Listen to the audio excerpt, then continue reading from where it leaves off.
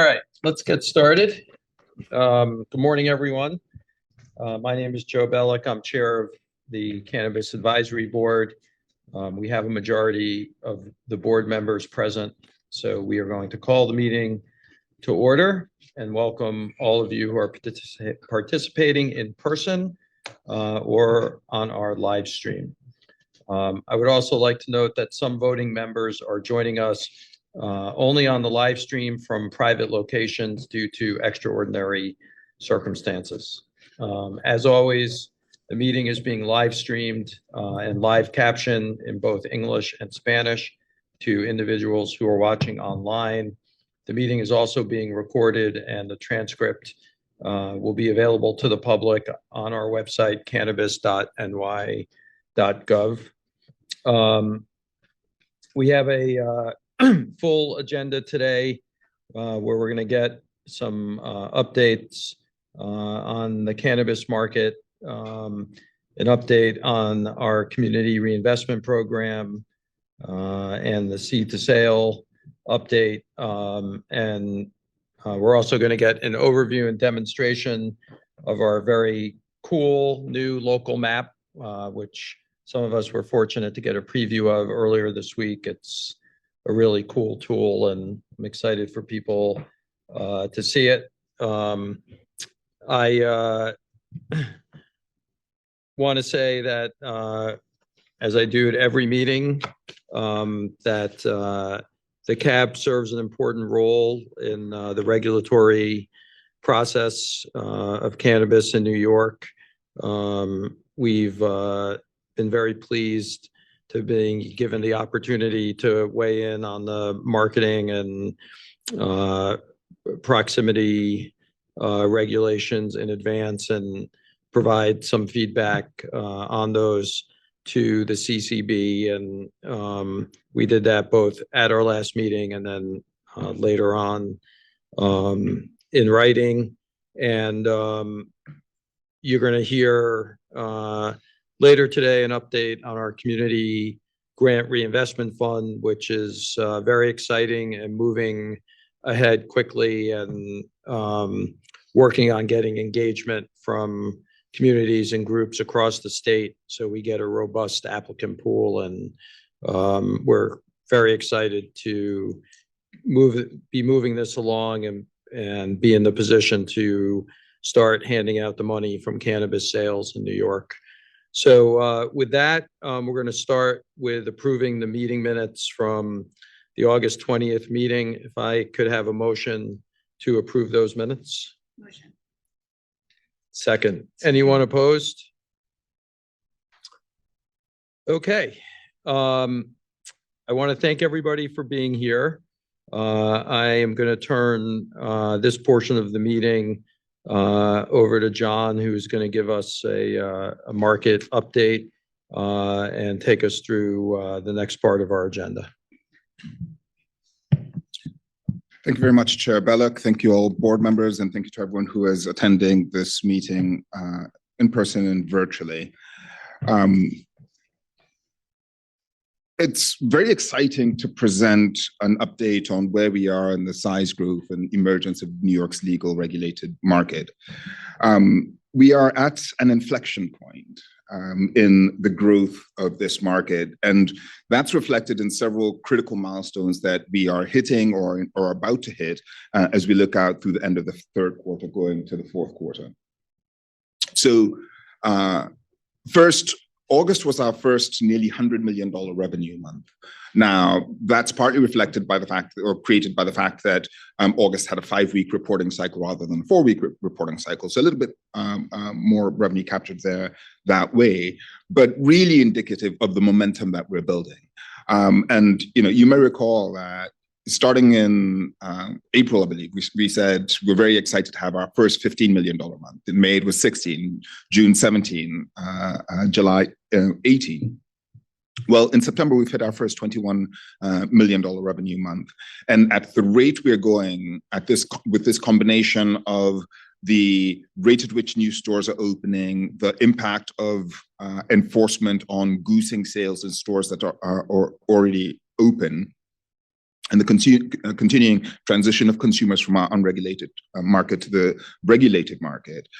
We're very bullish about our revenue outlook for the end of the year, and I think it far exceeds what some of the conservative estimates had been at the beginning of the year.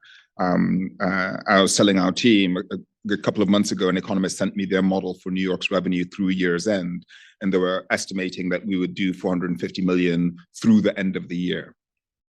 Well, at the rate we're going, we will have done that comfortably, or we've actually just exceeded that, and we are already in the third quarter. So as we look out through the end of the year, we're quite comfortable that we should be able to double that, get us closer to about 800 million through year's end. So far, the program has generated over $600 million in revenue. On the next slide, you'll see that the weekly revenue growth trajectory has been very strong. As I said, we've had our first $21 million sales week 2 weeks ago, so first week of September. But a very, very aggressive growth curve, particularly as we started to see more of our November Q licensees awarded at the beginning of the year now starting to open. And I think that's really going to be the story as we go into Q4 and into early next year. It's folks who got their licenses in the first or early part of 2024 are finally getting open, and they're all getting open at a pretty good clip. So on the next slide, we'll see just a year-to-year comparison. We did, as a reminder, 160 million in total sales last year. We had 470 so far this year. We will comfortably hit $500 million by the time we get through September. And I think that really starts a conversation about what is happening in New York and the scale of opportunity that's been catalyzed by the opening of these stores. And the consumer response to our legal market opportunity. Just worth noting that, with 3 weeks still to go, at least based on the data that we had reported, we've already doubled the amount of revenue that we made in the first quarter of this year. So very bullish outlook as we look out through year's end. I think, John, what's happening is New Yorkers are smoking legal cannabis. That's an excellent observation. I would totally agree. And a lot of credit goes both to our retailers who've done a great job of getting consumers into the door, and every time we go into a dispensary and just kind of watch the consumer journey, the level of care and attention being given to help consumers understand what's available, help them navigate their choices and pick the products that are best for them, I think does make for a very sticky experience. So the combination of these quality tested products and a generally very positive consumer experience, I think has really helped keep consumers coming back once they sample the legal market. I try to visit as many of the locations as dispensaries as I can, and I happen to be at Big Gas in New Paltz a few weeks ago. It was like 5:30 on a weekday, and volume of people going in and out and coming in, and the bud tenders knew the customer's name. It was obvious they were a lot of repeat business. Everybody was in a good mood. The place was being run, checking IDs, doing everything they were supposed to. And many, many of the places I go to are just like that. It's a really good customer service, consumer experience. And just what you said, repeat folks coming in, and people know them, like they're going to their diner every day for breakfast. One of the things I've observed now at several dispensaries, and including a retailer we visited in Buffalo for our board meeting a couple of weeks ago, a couple that we've seen in Brooklyn and Manhattan, is customers who come back and said, last time I was here, I tried X. Do you have something kind of like that, but might be a slightly different experience, taste profile, flavor profile? So part of my takeaway from these observations is just how much consumers are still in the discovery period, because every time they walk in, there's a new complement of products. And I'll speak a little bit here about the diversifying product options. But that's really been one of the things that has made this market sticky. So $470 million so far this year, and like I said, $500 million should be a comfortable kind of stretch goal for us through the end of the third quarter. On the next slide, we can have a quick look at the distribution of our legal operators. We are a hair's breadth away from 200 stores. We're actually expecting to be at 200 by the end of this week. A couple of quick points about our store opening rate. We are currently at the highest velocity of store openings that we've had essentially since the injunction was lifted, roughly on pace for 21 stores in 23 days.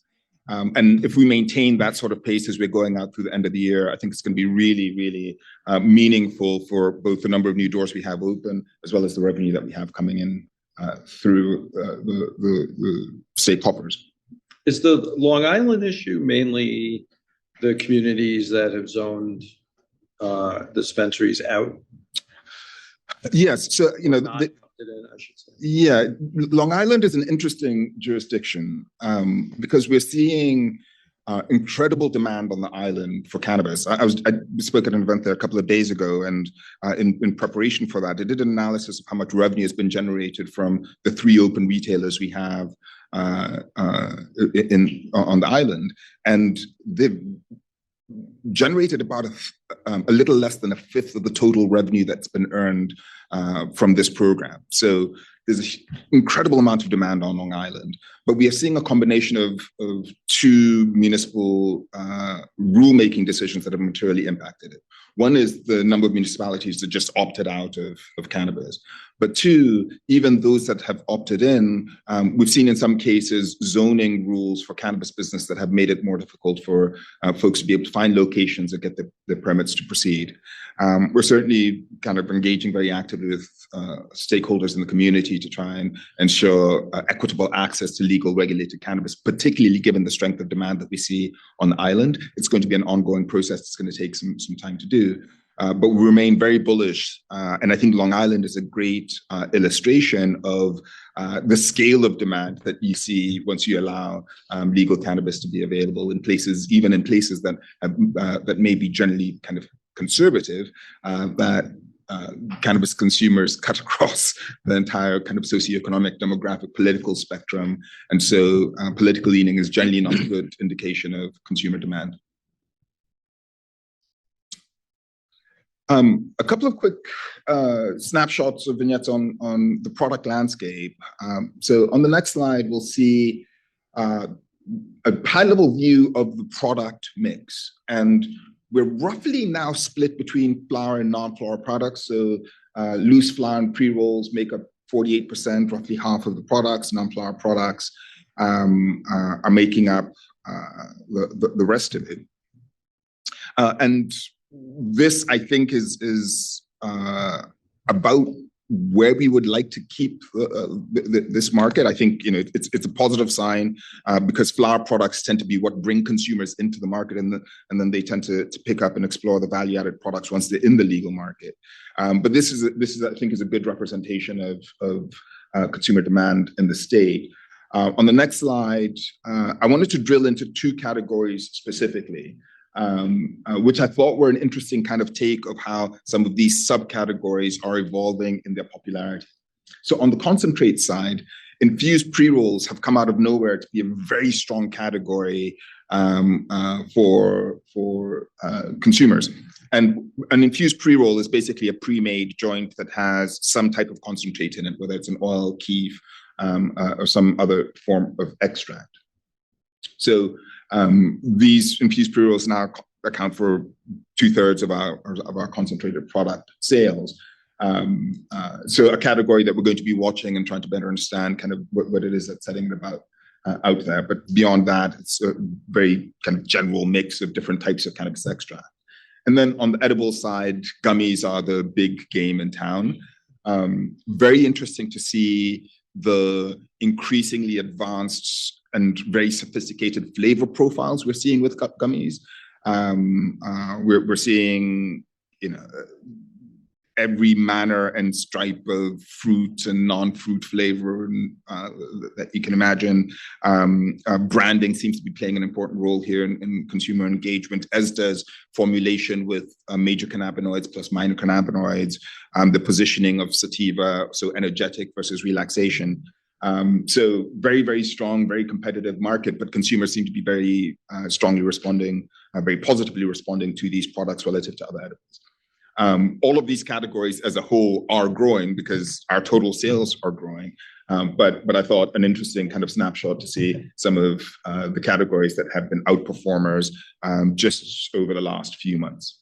Do you have any data that combines the flower and the flower pre-rolls with the infused pre-roll and the infused flower?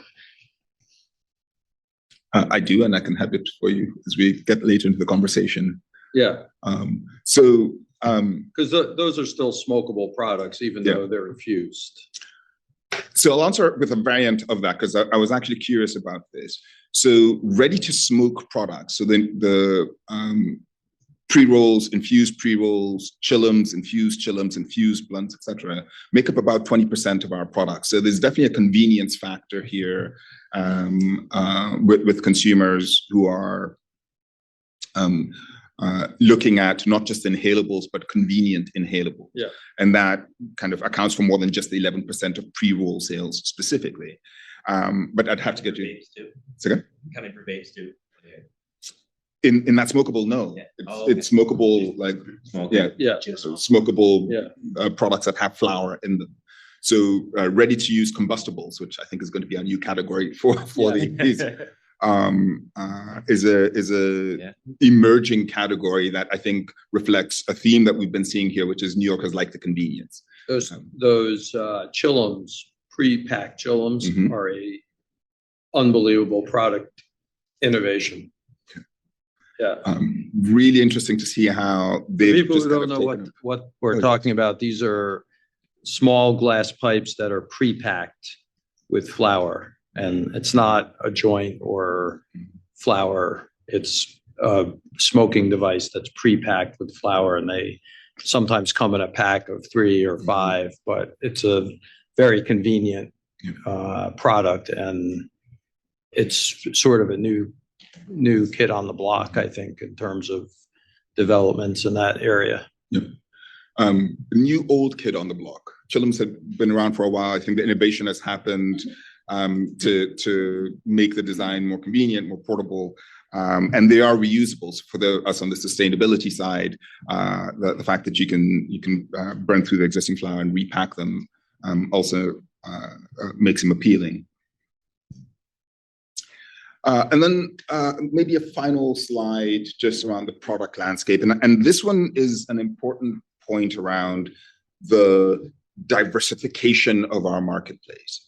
So we have now 508 brands in the market. We have nearly 300 flower brands, 230 pre-roll brands. This is an increasingly competitive space. It adds urgency for us to get more doors open, just so that the producers have sufficient space to distribute the product without a great deal of cannibalization. But we were looking for signals that New York's market was growing and growing aggressively. And I think as we've kind of walked through this update, we're seeing very strong signals of that. The sales are doing really well. And one point I didn't want to get into just out of the interest of time, because we have a long agenda, is the role that enforcement has played in goosing demand for legal cannabis.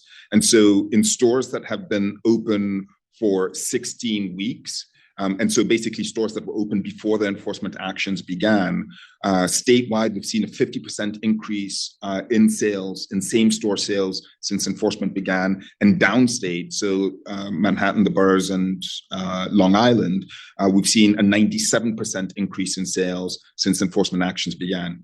So shutting down the illicit shops is directing consumers to legal shops. Consumers are having a positive experience and are coming back. The brand diversity has grown dramatically. When I last looked at this, we were less than 300 brands on the market, so we've nearly doubled that number. So very, very positive signals for the trajectory of this market as we go into Q4 of this year. John, can I ask a question about this? I know that obviously lots of brands, but was interested if there's data on who's manufacturing the brands, right? Because obviously there's not, 508 processors and cultivators. So I'd be curious to look at like what the market data looks like in terms of what brands are affiliated with what licenses, and also make sure, right, we're supporting, right, smaller processors and cultivators in this as well to make sure they're getting their market share as well. Definitely. Candidly, the number of new brands that have entered the market over the last 3 months was so high that we didn't have a chance to finish all of the programming and coding to drill down to map that out. So map the producers with each of the brands that they account for. We obviously, as you said correctly, we don't have 500 processors in this market. So there are multiple brands per processor, and we're seeing some very interesting kind of brand fragmentation where a processor will have a parent brand, but that parent brand will have 2 or 3 sub brands under it.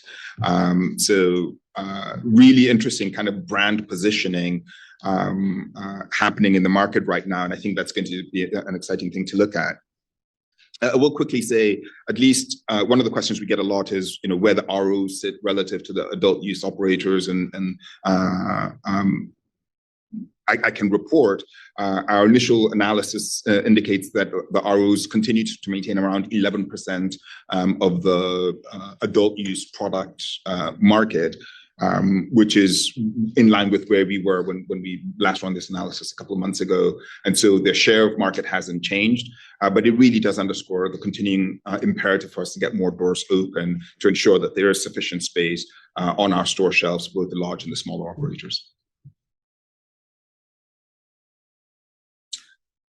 So with that, barring any additional questions, I'll hand it over to Jim for the social and economic equity update. Good morning, everybody. I'm Jim Rogers. I'm the Director of Business Development at OCM. That is part of the Social and Economic Equity Unit. Next slide. First of all, thank you to the licensing team. As you can see, the rate of our licensure. What's not on the slide is that we now have 206 CAURD licenses that have a final license, CAURD licensees that have a final license. To date, 53% of all adult use licenses are C-owned. That 53% does not include the CAURD number, which, as you know, given the elements of what it takes to get a CAURD license, many of those are also to be considered social and economic equity. So as we celebrate and really look at, with awe at the incredible numbers John just told us about, the context is that we are meeting and exceeding our equity goals, and how important that is when we compare New York to all the cannabis states around the country. And so this was where we wanted to be, and this is the foundation for future growth. And so it's an incredible pleasure of mine to be able to announce that and play any part of that. Amongst our C licensees, as you can see, 36% are minority-owned businesses, 43% are women-owned businesses, 8% are service-disabled veterans, 8% are distressed farmers, 5% are from communities disproportionately impacted by prohibition. Next slide, I think. And so across the supply chain, you can see that amongst CDI and service-disabled veterans and minority-owned businesses and women-owned businesses is pretty much heading towards micros and retails. Slightly different trend, obviously, with distressed farmers occupying more space among cultivators, processors, and distributors, but not exclusively. So that is sort of the big picture numbers of where we're at in C, and our plan to just use this as a foundation to keep going. So important. Any questions on that part? Well, I just wanted to, as a lead into what I'm going to say, just thank and acknowledge SUNY for letting us use their wonderful global center over and over again. And as you know, I'm a trustee of SUNY and very proud of the work SUNY does. And in our higher education space, we're very focused not only on the admission of students to our schools, but completion. And there's a big gap sometimes between those two things. So we could talk a little bit about it today, but we could also just add it to an agenda going forward.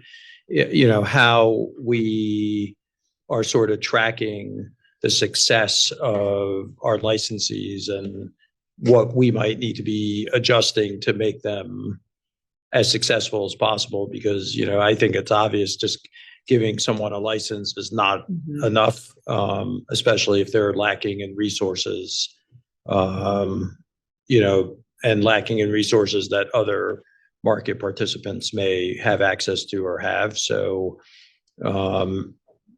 are we thinking of things in those terms? And yeah, absolutely. And later on during the C subcommittee meeting, we'll go through sort of where we've gone so far in terms of our supports. Have a number of programs out there that have been really successful doing just exactly what you mentioned, and sort of where we think we're headed. But where we think we're headed is obviously informed by this board, right? We don't have all the answers. Like, we're here to hear what your answers are. And so I think you'll like what you see when you see what we've accomplished so far in terms of the support in attraction, in application, and also for licensees. There's been an incredible amount of support in certain sectors, and we're headed towards more support in others, and then have ideas for what next year looks like, but want to be informed by the board as well. So that's coming up in the subcommittee. Great. All right. Awesome. I see that. There's a conversation that has been seeded in the office in which we are also trying to think about, how do we benchmark and measure success with our licensees? There's so many different ways in which one could potentially claim a successful business or challenged business. We're just starting to collect data out of these businesses. We are seeing the spectrum of cannabis businesses, as you can imagine. One interesting metric is from some surveying of our licensees, we found that our retailers across the ones that have been polled have spent between roughly $30,000 and over $2 million to build out the retail locations. Massive divergence in what's being invested to get their stores up and running. And we'd be very curious to understand how that might implicate the performance of the business moving forward. So we're going to be thinking very deeply about this issue of how do you benchmark performance, what are the consistent indicators of success that can be used as part of the training tools to ensure that future licensees can be successful. And as you know, and I know that people have presented on this before, we have an incredibly robust accelerator program for CAURD licensees and for adult use C licensees. And it is a very, very deep program. And we do have some metrics which I can present or make available to you, which people that go through the program and what their revenue numbers are compared to people that haven't. And that's at least instructive, not just positive, but it's instructive. Okay, next slide, please. So we're happy to announce today a grant program for CAURD licensees. The office has been in collaboration with Empire State Development, which is the chief economic development arm of New York State, to build out a grant program. It is a $5 million grant. Eligible licensees will get up to $30,000 to support business operations.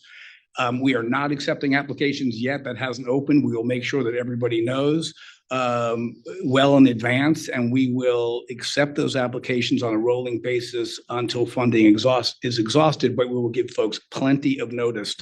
So if they're eligible, they can apply. And the eligible uses of the program funding include things like POS systems and security systems and renovations and secure product storage and inventory tracking system, and even rent for licensed retail space. This is, it doesn't solve all our problems, but it is something to help support these licensees going forward. ESD issued an RFP, which just closed last week for a vendor to administer this program. And that's part of the partnership with ESD. And so they're going to choose the vendor to administer this program. But the idea is to have that move quickly and have the distribution of funds move quickly. So the grant administrator will perform the outreach and the marketing and the scoring and the monitoring. As I say, we are interested in speed, and this did move very quickly. I'm happy that it moved quickly, and it will happen as soon as they choose a vendor. We'll move that money out as a little bit of something. So. All right. I think that's it for me for now. Thank you so much. It's really been a pleasure talking to you. And I pass it over to the new kid on the block, Matt Wilson, on this block. Thank you, Jim. My name is Matt Wilson, and I took up the role of director of the Community Grants Reinvestment Fund on September 3rd.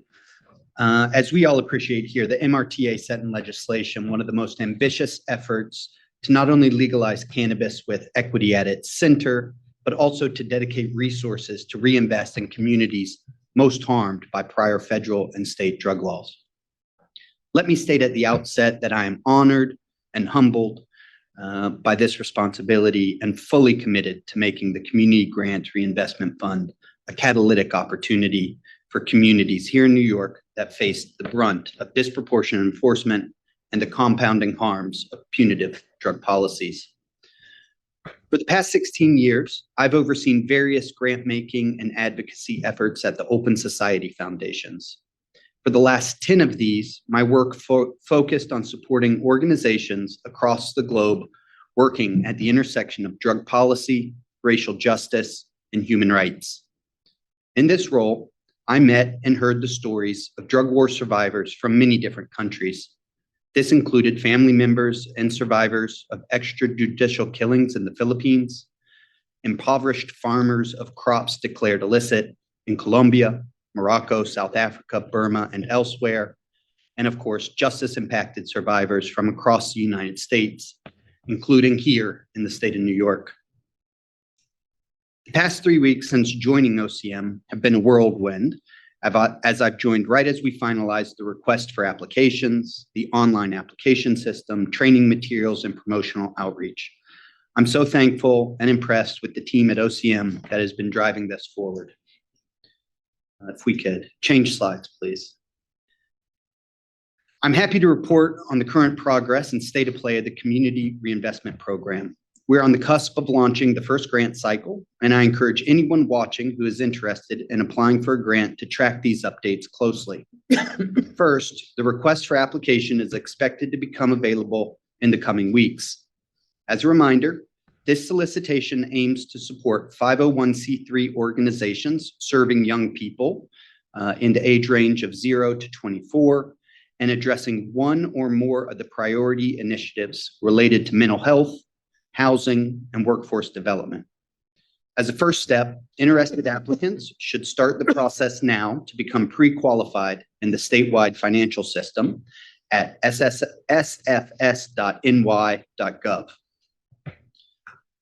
OCM's webpage dedicated to the Community Reinvestment Program is now live. You can check here regularly for program updates, a link to the RFA once released, and information on how to apply. The website is cannabis.ny.gov/reinvestment. OCM continues to work with the Office of Information Technology Services, ITS, and a contractor, Agate, to build an online application system called eGrants. OCM eGrants is slated to go live in tandem with the release of the RFA in the coming weeks. We have been completing extensive user testing and system refinements. Simultaneously, we have been developing training materials to help applicants navigate the process.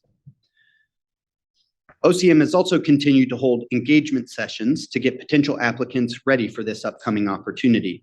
So far, we have held 20 grant readiness events with over 1,350 participants.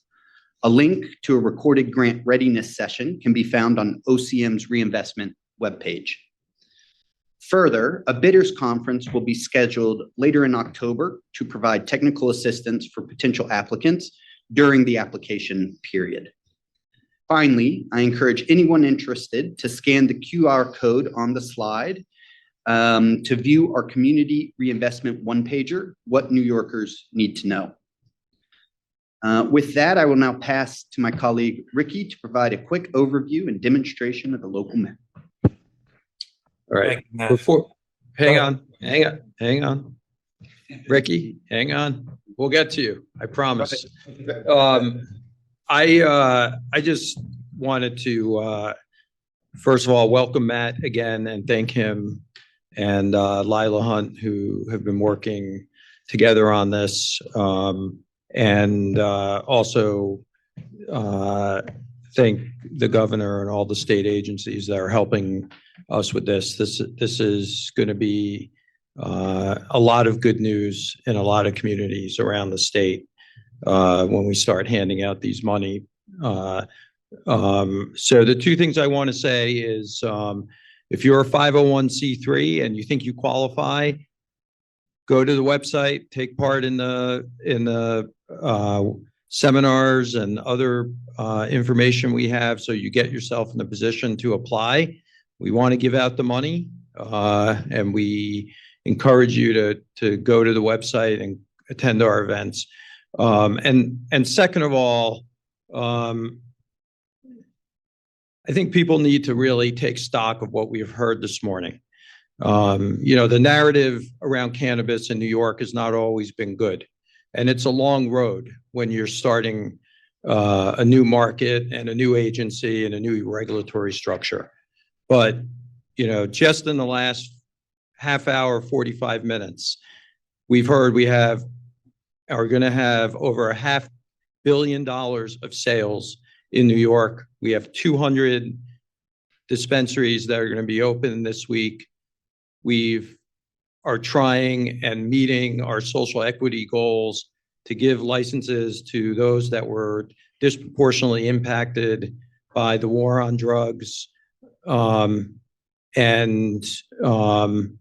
We have money that we're going to start driving back into these communities. And those are a lot of wins. And I think everybody in this space, we need this narrative because we are winning this and it's just going to get better over time. So I want to thank all the people from OCM, John and Pat and Lila and everybody else for all the work that you guys are doing. You're going to be the heroes of this at the end of the story. So thank you. And Jim too. Thank you so much. All right, Ricky. I have a quick question for Matt. Please. As you're evaluating these grant proposals, what measures do you have in place to track the long-term impact of these grants on our community and the health development of our communities? Thank you, Dr. Chin. At the moment, we are still setting up our evaluation systems and process. I think in this first cycle, we will be very keen to have a close partnership with these organizations as we learn who's applied, the work they're doing, and figure out how our resources are contributing to their mission. In the coming weeks and months, I look forward to trying to develop a sort of multi-year framework for the Community Grants Reinvestment Fund that might include some sort of baseline study or evaluation to figure out what is our starting point as we define the objectives we want to achieve, and then build a proper implementation and evaluation structure into the program. Excellent. Thank you. Thank you. Ricky. Thank you. First, I want to thank the board for having me here today. My name is Ricky Bonicelli. I work in the data and systems team at OCM. And we are absolutely thrilled to announce the launching of the legal online cannabis activities locator map, otherwise known as Local. We really view it as a transformative tool designed to help applications applicants and licensees, have a more efficient, transparent, and an affordable process when evaluating locations. The tool is developed using our cannabis licensing system backend, and a link to the tool is now available on our website on the licensing page. You can also open it up in your browser or on your mobile phone and go to local.cannabis.ny.gov. The application has two essential tools to it.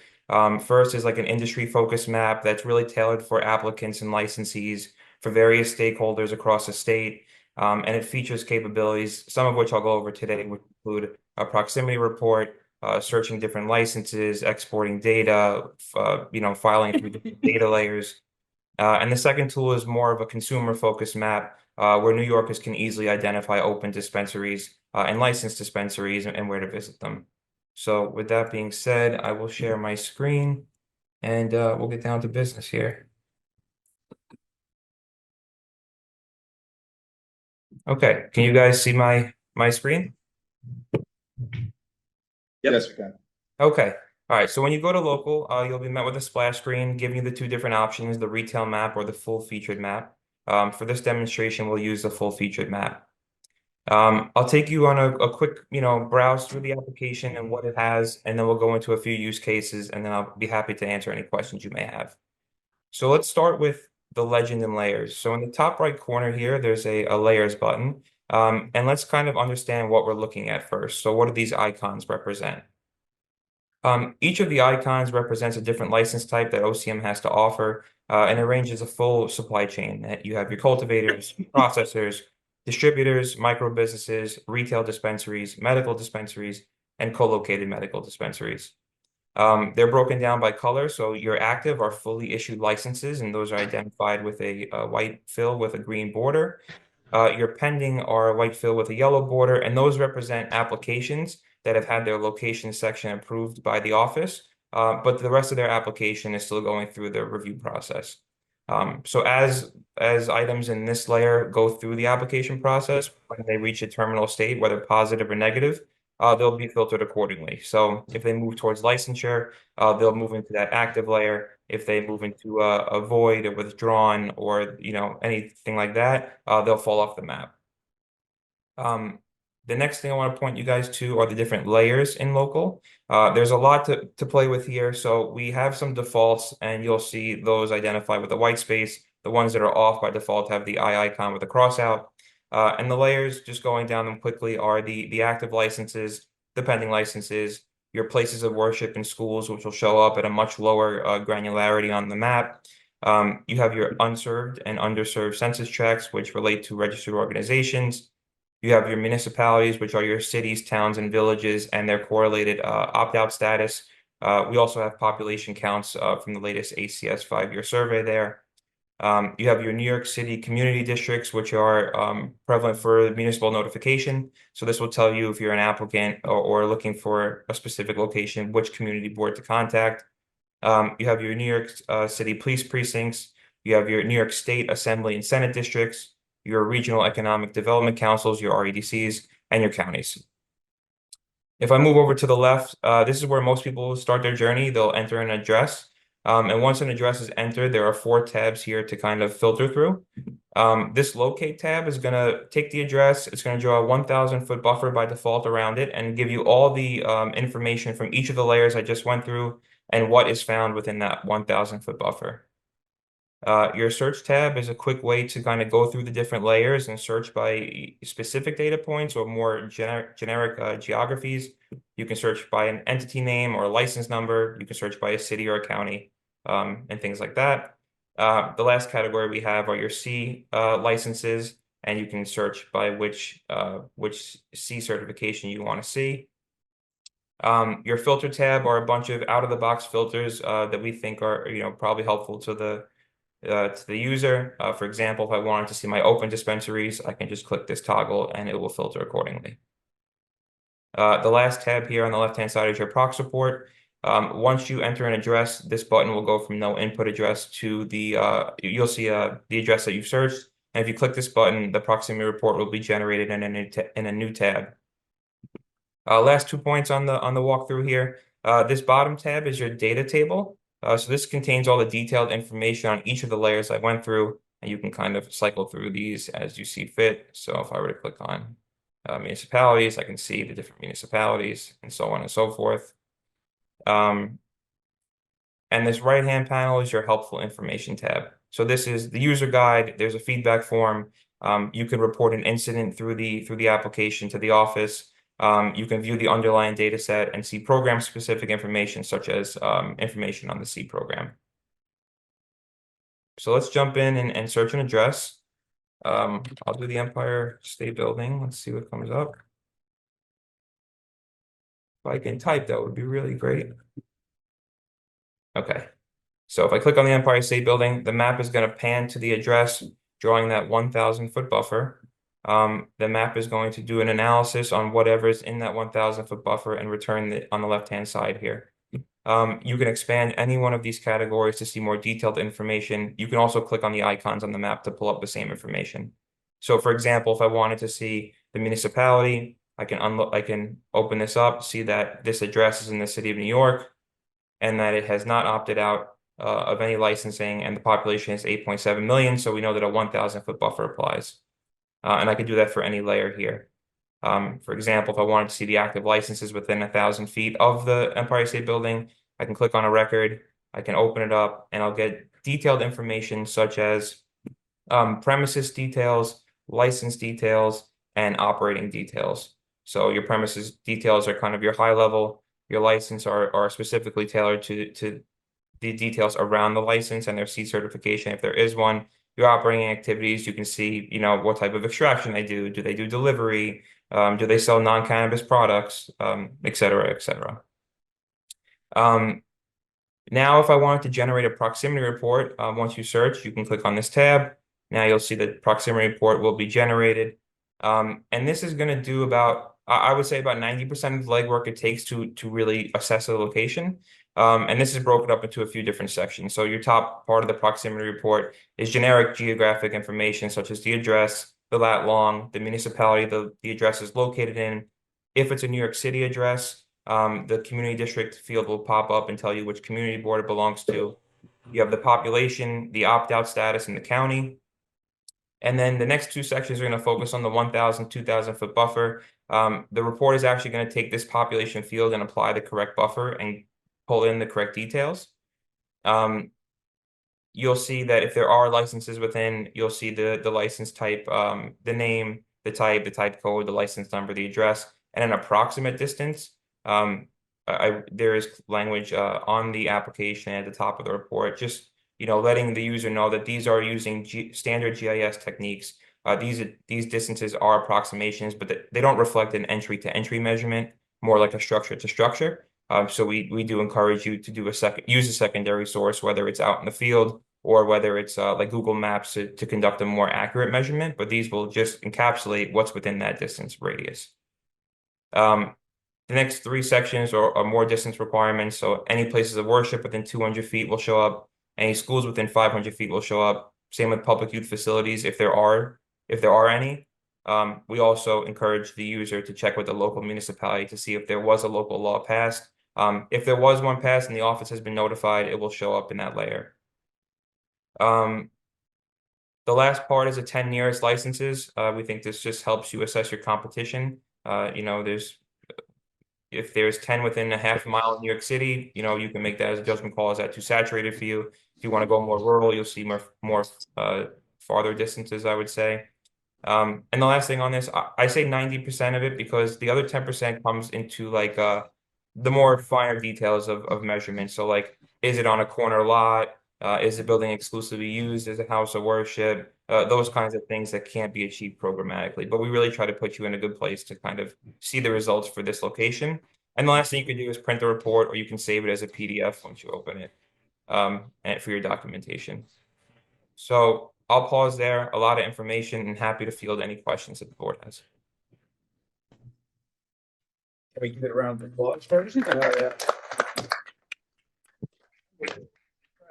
Yeah, this is really incredible. I mean, this really, it's a significant step towards creating transparency with the layperson, with the community, with, licensees. It really, I think, ties the purse strings together. And we've been waiting for this for a really long time. So kudos. Thank you so much. Thank you. So quick question, in terms of getting this out, right? One of the things I heard from folks on community boards was they were, overwhelmed by knowing proximity, right? Because this is not their full-time job is reviewing Yeah. applications. So is this tool going to be marketed towards municipalities and community board members so that they can access this, right? I know this is going to be available to folks, but I do think it would be a good touch to specifically reach out to BPs and local municipalities to say, hey, this is a tool you can and should be using, and making sure your community board members are seeing this, because frankly, I got yelled at a little bit by community board folks. I want to make sure we're minimizing all of us getting yelled at, but I think this is an awesome tool, and kudos to the team for putting this together. I think it's going to solve a lot of headaches for a lot of different stakeholders across the state.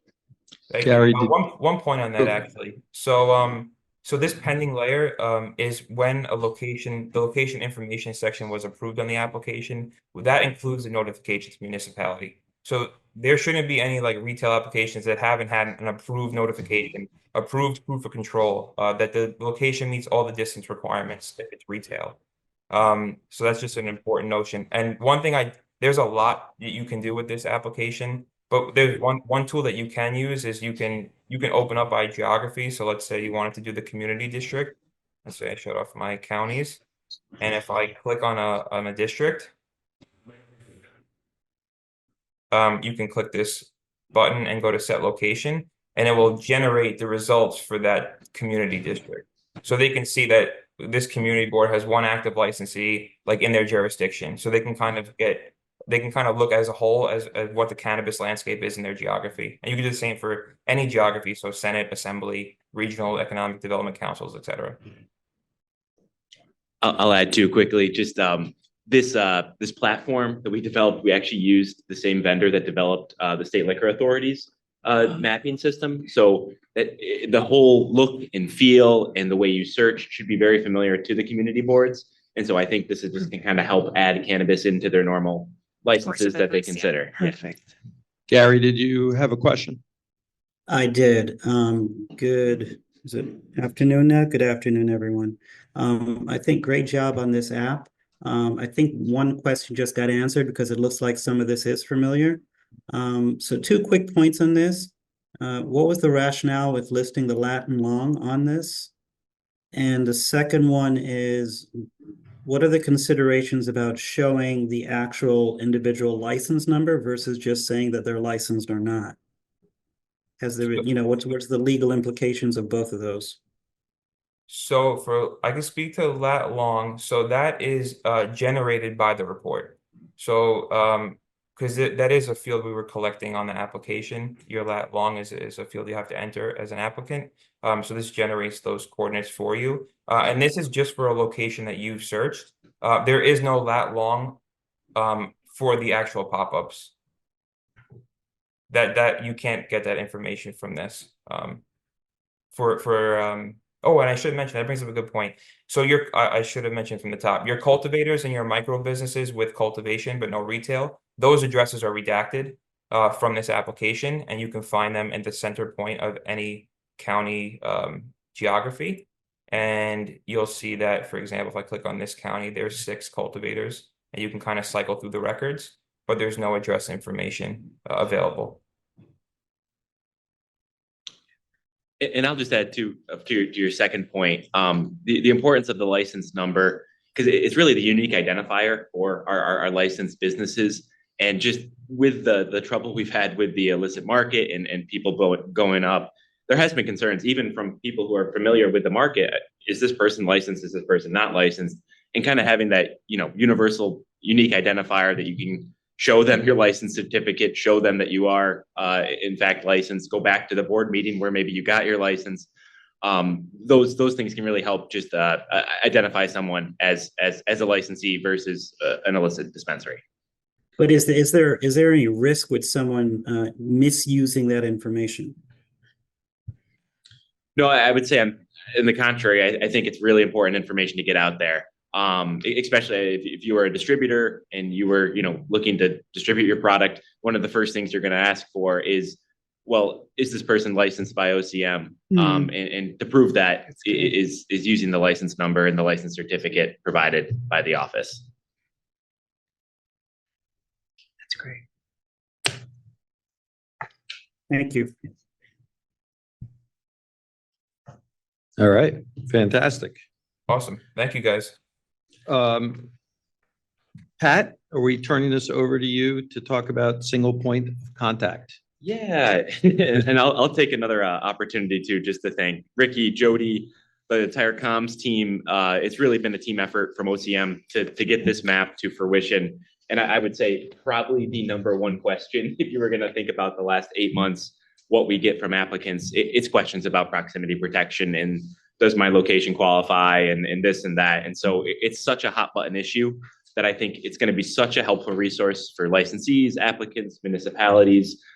So we're really, really excited to get it out there. Another announcement we're very excited about is moving to this single point of contact license review process.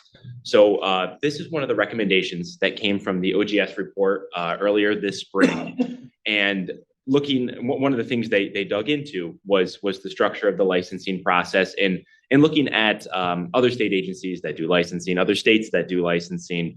And for a variety of factors, we ended up in a situation where we were trying to issue as many licenses as possible, as quick as possible. And so we were pulling people from our, external affairs team, our compliance team, social and economic equity team to help with the licensing review, which, initially helps you get off the ground, get licenses out the door, but is not necessarily a sustainable model to scale over time.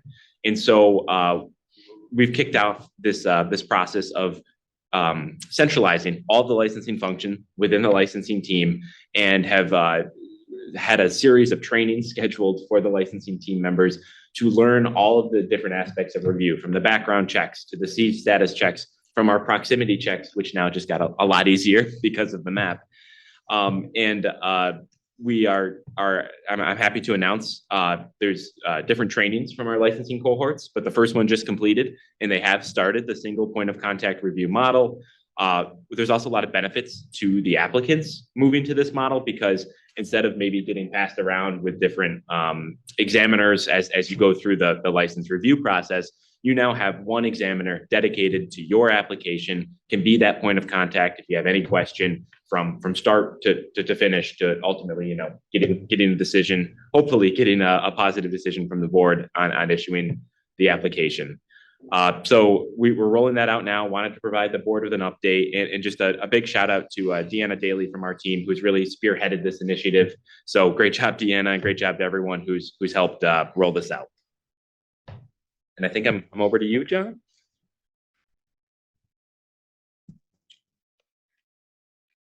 Thanks, Pat. A couple of additional kind of just administrative updates from the office in keeping with this theme of we've been building a lot and continue to try to find ways to optimize the efficiency of both our internal operations and the efficiency with which the market is operating.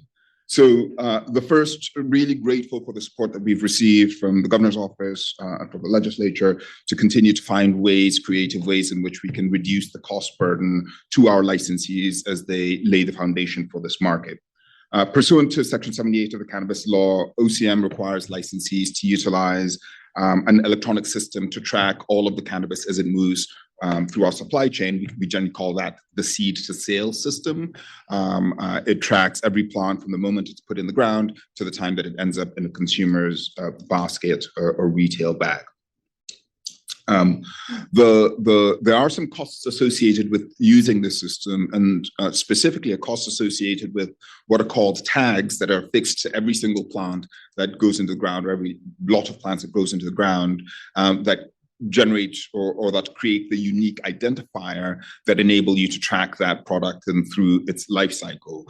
Very efficient way in which, if you want to track the origin of inputs into a cannabis product, or specifically if you want to try to recall a product, you know exactly which producer it came from, down to which batch it was associated with. So you're not having to recall everything. You can do so in a much more nuanced way. Given the costs associated with securing the tags and our consideration of some of the challenges our producers have faced in the early stages of this market, the office will now cover the first $250,000 of tag costs associated with launching this seed to sale system in the state. So 2 quick points there. One is, we will be kind of providing more information about the specific date on which the seed to sale system will be going live imminently, but it will be going live in relatively short order. And 2, as we kind of prep for those announcements, we'll be providing some communication to explain how the disbursement of these funds is going to work. Ideally, we would want to ensure that everyone gets at least a fair amount of coverage for their plant tags. But it's a great start, and one more kind of important way in which the office is trying to reduce costs specifically to our growers, to our producers. So additional details to come, including additional info on all of the technology platforms that might want to integrate with BioTrack. BioTrack is the state's vendor for the seed to sale system. So much more on the deployment of this platform. It's going to do a huge amount for increasing our ability to ensure regulatory compliance, but more importantly, just give us, it's going to do a measurable amount for us to be able to actually monitor this market, monitor where products are as they flow through the system. So really looking forward to that, and more information will be forthcoming. Also want to provide a quick update on the next slide about some other kind of regulatory updates. We do have several regulatory packages that are wending their way through the process. The packaging, labeling, marketing, and advertising regulations, which we had discussed quite actively at our last convening, those proposed regulations are out for public comment now. Public comment ends on October 28th. So you have roughly 5 weeks left. Please get them comments in. We look forward to hearing from you. Second, amended public proposed regulations for violations, hearings, and enforcement, Part 133, are also out, and they just went live, so they'll be out until November 11th.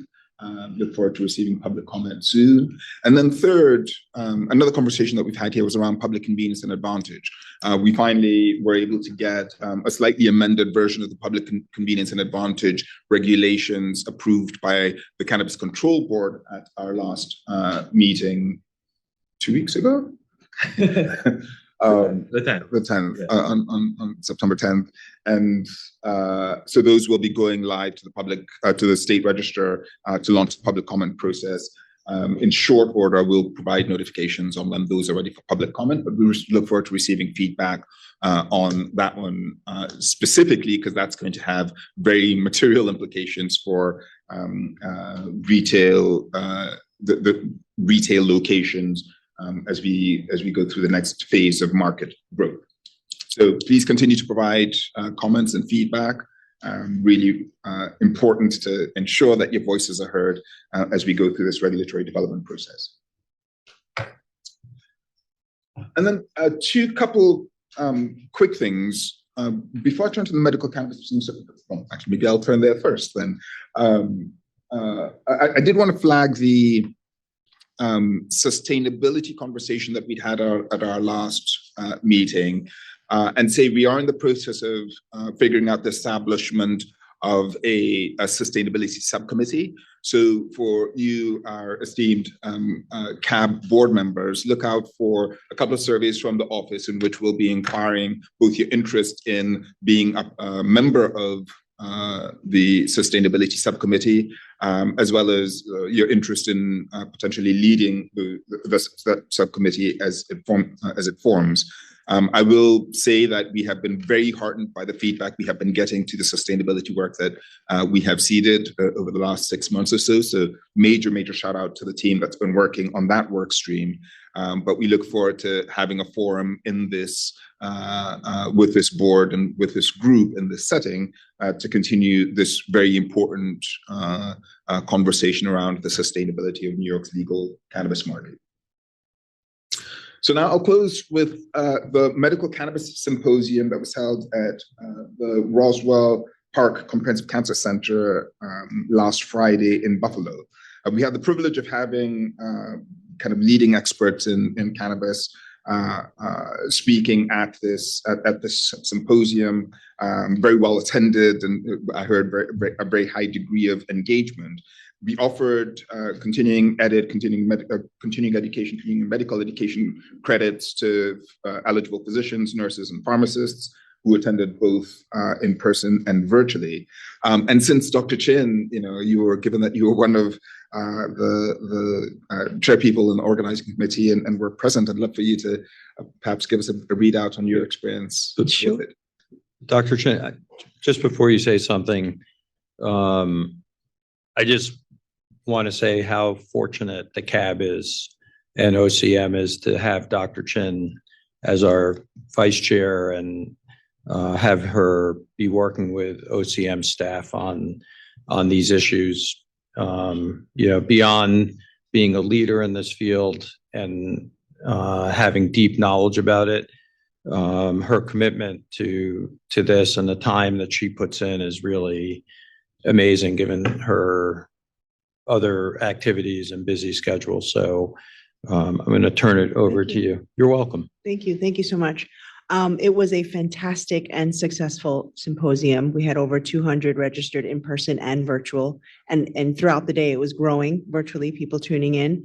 And we had researchers, PhDs, health providers from all across the country, as well as the Northeast corridor. And I think the symposium really reinvigorated patient advocacy and the medical cannabis program. We had the Medical Cannabis Advisory Council attend, folks from the Ambassador Program, and we're working on clinical guidance documents from GI specialty to mental health for pediatrics in use of medical cannabis. So we're really quietly working in the background. Deputy Director, Dr. Nikisha Abel, and I and Dr. Nicole Rosa have been working vigorously in the background, trying to make sure that patient care is still the forefront of health safety research in the OCM. And I think the symposium reflected that. We had so much presenters that the attendees didn't know which room they wanted to go to. And I think the feedback was, when we do this again next year, which they hoped, is that we could stream everything so that everyone could watch both at the same time. Yeah. Well, thank you for your extraordinary leadership in helping us pull that together. I think another example of the several work streams that are going on that are really materially advancing the work and the mission of the MRTA. And we're delighted that it was so successful. The feedback has been great so far. And so important that as the recreational market continues to develop, we don't lose sight of cannabis's role in as medicine and treatment for people. So thank you. Certainly. So with that, I'll pass it back to you, Chair Belloc, for CAB member discussion before. Okay. So immediately following this, we're going to have a public meeting of our social equity subcommittee. So I encourage people to stay with us for that discussion. Is there any other items that any CAB members wish to ask about, discuss, talk about before we conclude the meeting? All right. I want to thank all our members for participating in today's meeting, and to everyone who joined us in person and via the live stream. Please note that the time and location and live stream link will be shared on cannabis.ny.gov in advance of our next meeting. Continue to patronize our legal dispensaries and help us to continue to build this market and drive dollars back into communities across the state. And with that, could I have a motion to adjourn? Motion to adjourn. All right. Second. Anyone opposed? All right, we are adjourned.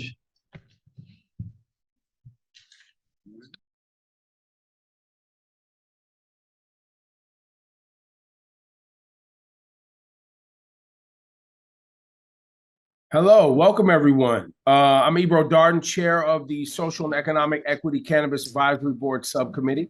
Sorry I couldn't be in the room.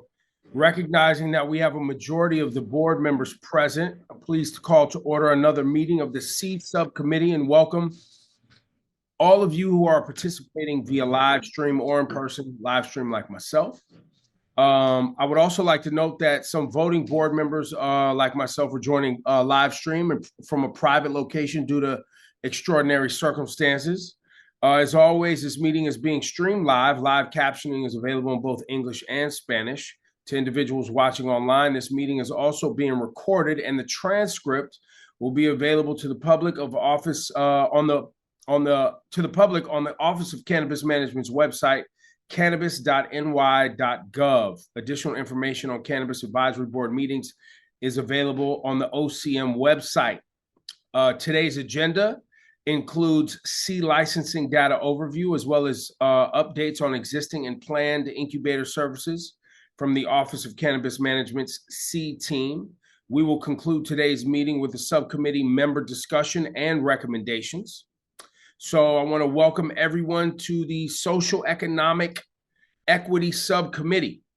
As always, we look forward to continuing the essential work outlined by the MRTA intended to promote racial, ethnic, and gender diversity in a manner that provides ample opportunity for social and economic equity in the regulated cannabis industry. Everybody looks amazing and beautiful. Once again, sorry I couldn't be in the room. You guys, miss you all. I will now pass it over to Jim Rogers, the great Jim Rogers, to present updates from the office. Jim. Thank you. Thank you. So let's see. Hey, I'm Jim Rogers. I'm the Director of Business Development. That is part of the Social and Economic Equity Unit. Let's run through a few of the stats regarding C licensure, and then let's get down to sort of the programs and services and support services we have provided so far, and with a bit of an indication of where we're headed. So as you see, 53% of all adult use licenses are C owned, broken down the following: 36% minority owned businesses, 43% women owned businesses, 8% service disabled veteran owned businesses, 8% distressed farmers, 5% from communities disproportionately impacted by cannabis prohibition. What's not included there is CAURD licensees, which are a majority of those are also would fit into statutory C categories, as well as having the justice involved prong of their licensure. So we have to, if we view it fully expansively, it's better than 53%, but we want to use that's a number that you can see that we've met our mark and we're headed past it. Next slide, please.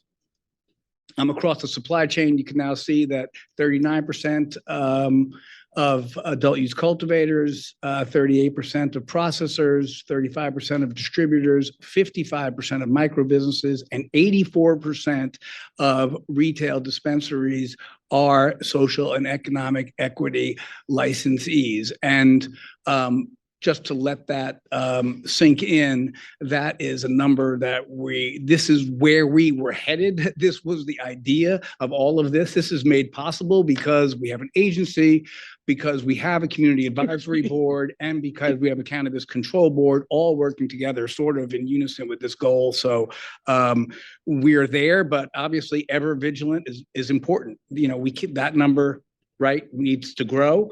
And next slide, please. So let's talk quickly about what we've done by way of incubation services. The MRTA defines incubation very broadly. So think of incubation as including all business development support services, accelerator services, true incubation type services, and everything, even workforce development would sort of be under what the incubation overview. So when there's a mandate to provide incubation services, it is to provide all the services that we think are necessary, both to attract social and economic equity applicants, to support them in the application process, and then, as you'll see with some of these here, once they are licensed. So what we'll talk about real quick is the Cannabis Compliance Training and Mentorship Program, the TAP program, which help people apply for licenses, the CHIP Cannabis Hub and Incubator Program, which is compliance training, fundamentals, our Retail Accelerator Program, our Micro Business Financial Foundations Program, and then we'll talk about online resources. Next slide, please. So the CCTM, the goal of the idea of the CCTM was to take experienced cultivators and experienced processors, both in traditional cultivation and legacy cultivation, and in traditional food and beverage processing and legacy processing, and to invite all of these folks with experience to transition into cannabis or transition into the regulated marketplace. And it was done through a series of very active, very interactive webinars, well over, I believe, 50. That number should be on there. It's not, I apologize, it's not on there. We had 241 participants. 97% of those graduated, 66% qualify as C. And the idea was, here's a helping hand so you can transition into the regulated marketplace. Next slide, please. The next goal was to take on the issue of application support. The application obviously was not easy, but it was an important application, and all the pillars of the application process were important, right? We are looking for, if we're looking to support C in final licensure and make sure those numbers meet the MRTA goals or preferably exceed the MRTA goals, those pillars had to be built into the application process.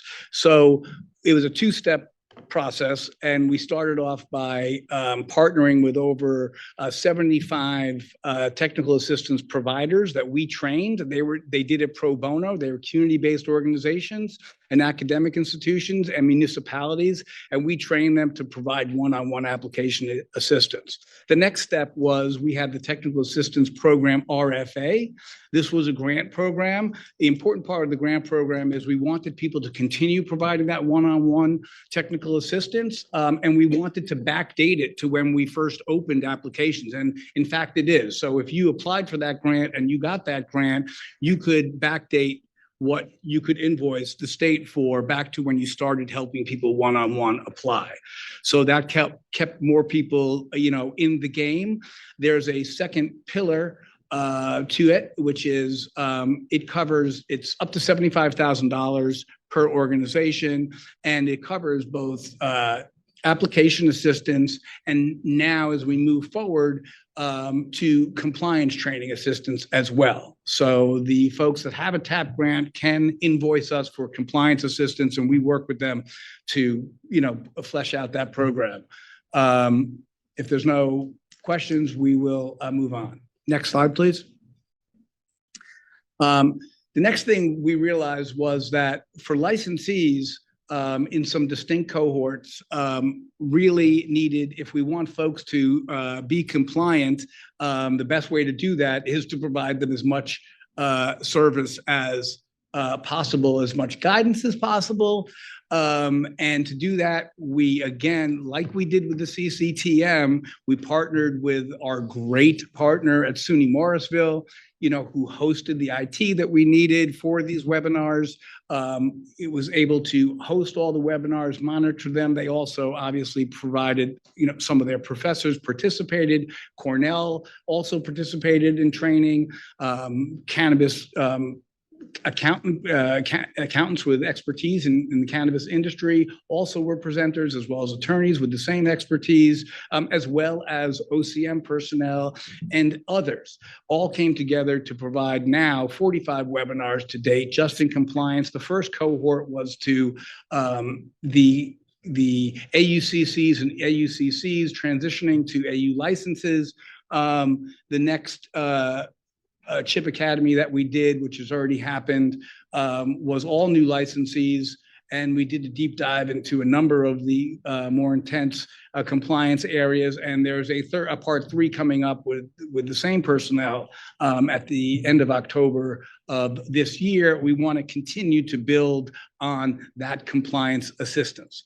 Our experience is that all licensees want to comply with all of our regulations. It's much easier for them to do so with some support. Next slide, please.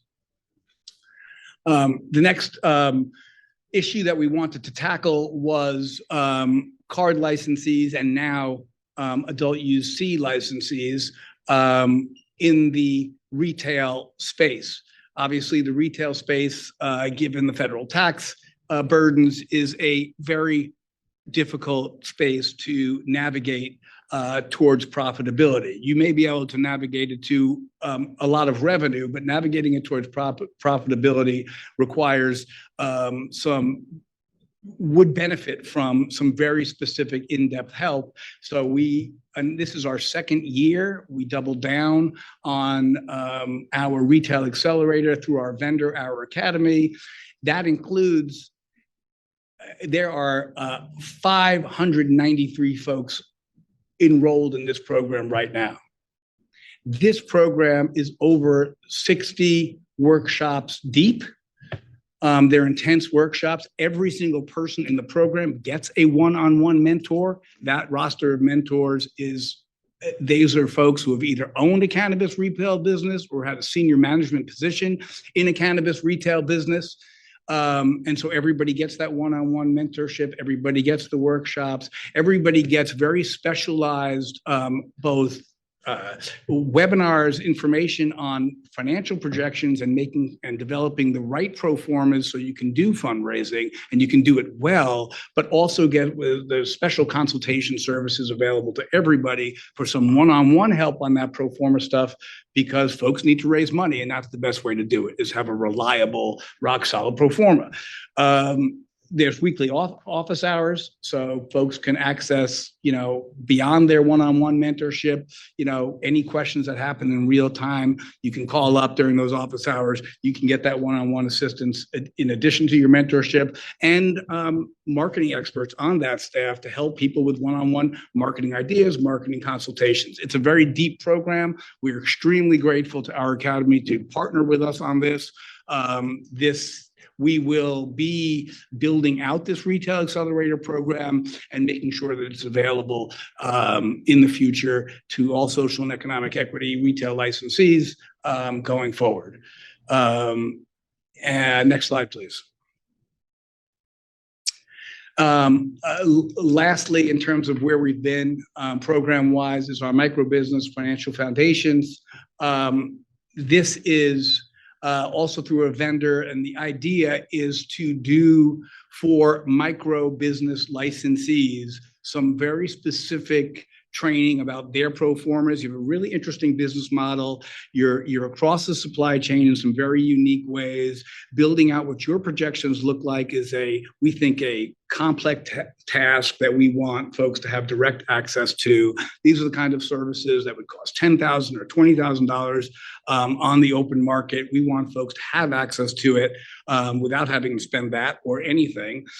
So their business plans, their pro forma training, and the other part is an interactive pro forma template. This is really the piece of it that's going to be of most use in addition to the direct teaching is, here's a template for doing it. Here's a model. It's interactive. You can use it. You can get guidance through those courses. So we are hoping, since so many folks are headed towards that microbusiness license, that this key piece, which is how to deal with your financial projections, so you can also have a compelling capital raise pitch, is there, and that it is cost free. Next slide, please. So we have some online resources here. We've updated the C website. There's an online platform for everybody to access the CHIP Academy programs. There's a number of ongoing programs and support everything that we're doing in this space, a place to access all of the webinars that we have so far in all the areas I've just talked about, all of the accompanying written materials. You can access that. You can access the kind of information and help you need if you want to be C certified in your application process, how that process works as well. We are still building this out, putting everything in one place, so it's not quite ready for prime time, but we are really close to getting and gathering all these materials and putting them in one place. So if you look at, what we've accomplished so far, where we are building out sort of what now, year 3, it's funny to think about it that way. It's like a lot of time has passed and no time has passed. I can't decide which one. But now as we're entering year 3, a much more one-stop shop place to provide all of the services that you've seen here, so we can solve all of the problems. Our approach was to see where the most need was as we were building out the programs and to address those needs as fast as possible. And in several key areas like a bridge for legacy, like in-depth retail support, that was our idea, is to get those programs out as fast as possible, provide that support as fast as possible. Now we're in the stage of building out what is that infrastructure going to look like that holds all of that and more. And obviously, we want to have the entire range of services from general business development services to specific cannabis-related business support services and wraparound services, through true incubators, hands-on, on-farm, or at the processor's site type of incubation services, as well as true accelerator services for licensees who need help in that last mile so they can accelerate towards their opening date. So we are now in the process of building out the infrastructure to hold all of that. We would love comments and suggestions. A lot of it is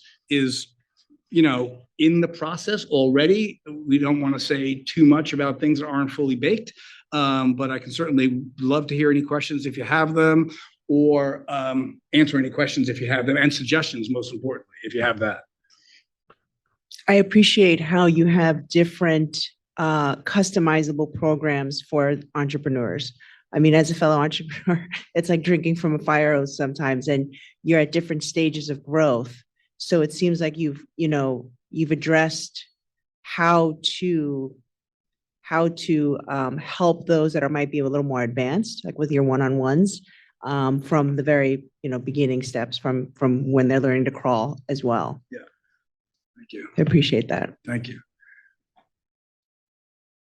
And I'll just add too, some of it is a little bit self-serving, because when you do, go through these GMP compliance trainings, that benefits, the entire market, because then the licensees understanding the regulations more, and it's less work for the compliance team and the inspection team. So it's kind of this virtuous cycle where, doing this type of economic development and training really pays dividends down the road. So I just wanted to say a huge thanks to Jim and your team and everyone over there, because this is literally, like you said, when we started 3 years ago, there was a blank piece of paper, and no work had really been done on this front before. So it's really been cool to kind of see it all and what we've been able to accomplish. So Yeah. hats off. Thank you. Question for you all, since, part of it is, right, I am like, use the term self-serving. I also imagine part of it is also to make the license review process simpler, having less cures. So I'd be curious if there's like data on the folks who have gone through these programs to see what the cure rate is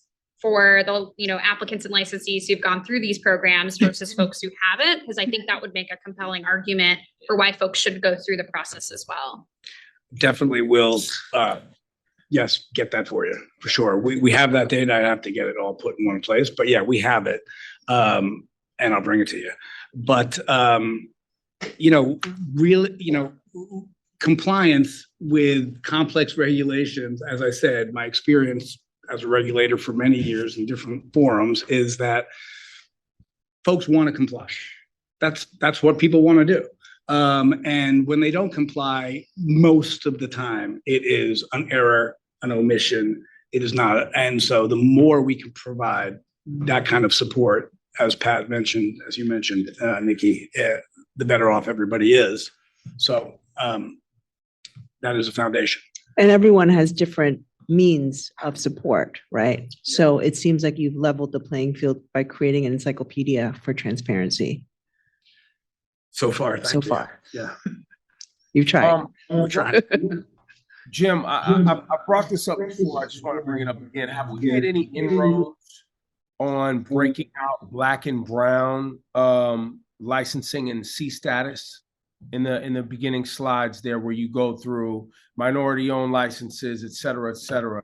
Only reason I bring that up is because I see somewhere down the road, obviously we've gotten to this point with the MRTA and legalization, partly because of drug laws in the state and what it's done to Black and Brown communities, right? And in doing this equity and being fully transparent, I do believe we owe it to people to show Black and Brown licensing, as well as, and I know we have women in there, but also breaking that out as Black and Brown, so that we can see and examine some of the most affected communities and how they are doing with licensing, right? Adult cultivators, adult use, et cetera, or minority-owned businesses, women-owned. In that minority-owned, can we see how that's broken out and show that to people?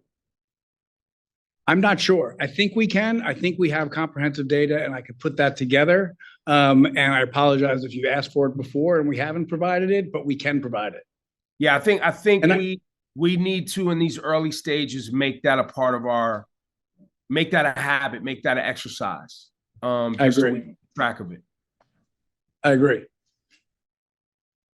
The CDI, as you know, the CDI data is very comprehensive. It's 40 years worth of arrest data. It's really pointed, with some real precision at the communities that were most impacted. And so it would be good to see, by way of these metrics, how those two pieces go together beyond what we say 5% CDI. Right. There's folks from CDI throughout here, and we need to identify that. Well, and also it'll kind of hopefully help inform how we make investments in the future, right? And how we can invest in certain communities, just understanding who's had access, maybe, once again, who understands what's available to them, and all of the things that we'll be providing for people. Yep, I agree. Do we have any other comments? Anything else from the members of the subcommittee today? Just wanted to ask an update question.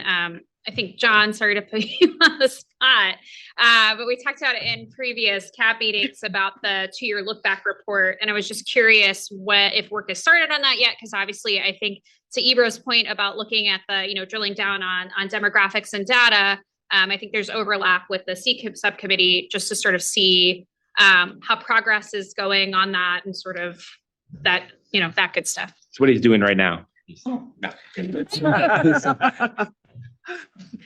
I have a bad habit of doing that. Sorry, John. No, it's perfectly timed. It literally was one of the things I was doing right now. So the TEA implementation report is due to be publicly posted on October 1st. So we're literally around the bend. We're giving it a spit, polish, and shine as we speak. And it does that. It does a drill down into some of the data Jim has just presented. We've been phenomenally grateful for the collaboration we've received with across the agency and from our partner agencies to collect this, to both collect the data and be able to tell the story. It is as much kind of a look back at what we've achieved, as well as a seeding of what we are going to try to do over the next couple of years. But yeah, it's almost out and will be on your desks for your viewing pleasure as soon as we post it. All right. Great. Great work. Any other comments? How do you get this on? So I just wanted to say, these subcommittees are very valuable and where a lot of the work gets done. And as in many areas of what OCM is doing, there's a tremendous amount of expertise on the issues involved in this subcommittee on the CAB.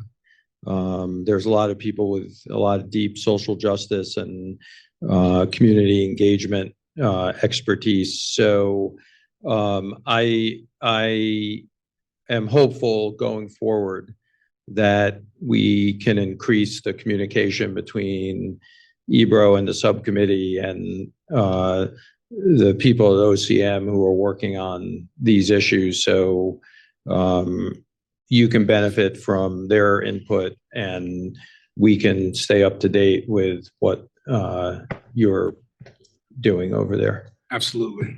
So We'll call him as often as he wants to be called. he's got to let me on his show first. Then I just need an email or a text and share with the people. That's it. Okay. I just want us to get in practice. Once again, I'll say it again.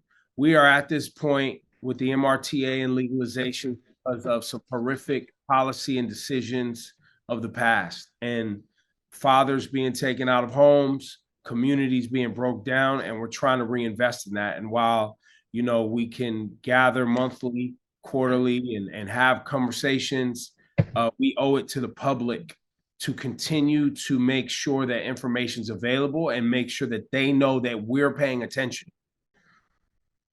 Because we have fixing to do and things to make right. And that's really one of the only reasons I take time out to be here. I'm not in the cannabis business. I'm not a politician, but I do want to make sure that people feel like these things that have been put together by the state and for the people are working. And I would love to be a part of that. And I think we're doing some great work. Obviously, we've had some setbacks and a little bit of drama. And I think moving forward, hopefully some of that stuff will get ironed out as well. So if there's not any other comments, I think we can move to adjourn. Chair Bullock, is there anything I'm leaving out? nothing else. We are good to adjourn. Okay. I think the proper procedure is for me to say, this concludes today's Social and Economic Equity Subcommittee. Thank you for joining all and for the great discussion. May I please have a motion to adjourn this meeting? Motion to adjourn. And who said that? Because it says I have to say your name. Armando Rosado. Armando Rosado moves to adjourn. Chair member says so moved. So may I have a second in that? I second. And what's your name? Because I have to say it. June. June, Dr. June. Yes. Thank you, Dr. June. Is there any discussion, question, or comment by any board member before we officially adjourn? Hearing none, I will call for a vote. All in favor? Aye. Opposed? Abstentions? Listen, I'm following the script, guys. Don't laugh. Got it. The motion to adjourn this meeting carries. We will now adjourn. Thank you. All right, thank you.